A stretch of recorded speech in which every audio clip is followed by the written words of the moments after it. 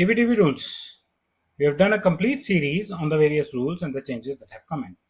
Now we are going to just summarize them in this video. Welcome to my YouTube channel where you regularly see new content on data privacy, and we are currently doing a series on DPDP Rules. So, first of all, whom all does the law protect?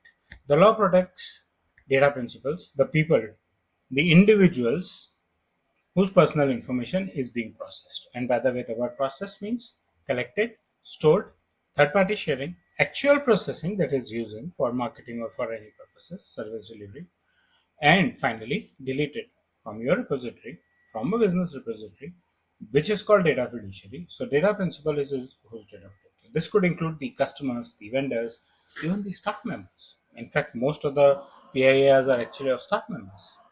From other side, you could have children.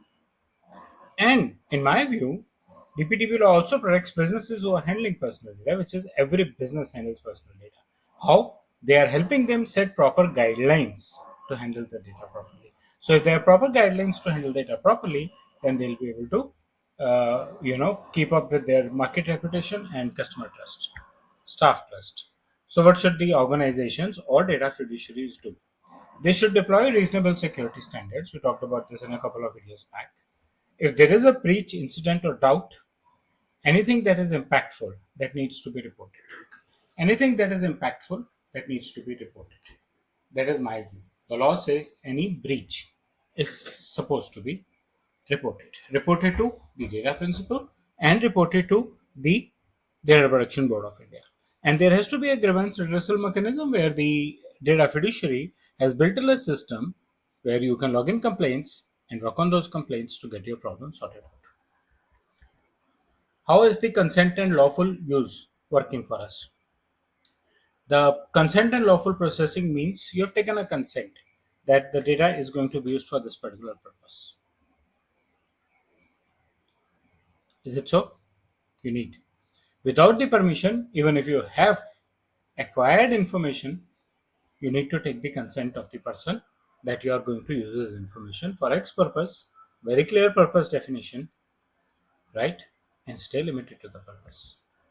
The consent should be verifiable, especially in case of children, in case of physically disabled people, and there could be cases where you have a legitimate or lawful usage, which means you are using that personal data for public interest things, for healthcare research, anything that helps the overall general public to improvise their life. That is known as lawful usage. How data must be managed? There are data optimization rules. We talked about it very recently. Data minimization, purpose limitation, and storage limitation. So you should collect as less as possible for a specific purpose and store it only for the time the purpose is not completed. The moment the purpose is completed, you should delete the data from your repository. As a governance framework, if we have a data protection board, we'll have consent managers appointed by data protection board, registered with data protection board, and we also have a new definition called significant data fiduciary, which means that this fiduciary is handling critical data, significant critical data for the customers or for their respective people. What happens if you don't comply with them? If you don't comply with them, there will be penalties, there will be enforcements, there will be fines, there are powers with the board. Even if the consent managers are not complying, there could be an issue with the consent managers. And for sure, whether you agree or not, it's not a matter of getting caught, it's not a matter of getting compliant or not compliant. It is a matter that if you are not complying, you might lose on your reputation also. So you need to be very, very careful. Overall, the big picture says the future of privacy in India, it's not here to create fear in your mind, it's here to give you safety. It's here to build trust and help you respect personal identity of people associated with you, people whose information you are processing, may it be your staff, may it be your vendors, your friends, associates, and your customers or your prospects. So that's about DPDP Rules November 2025, a simplified summary of that.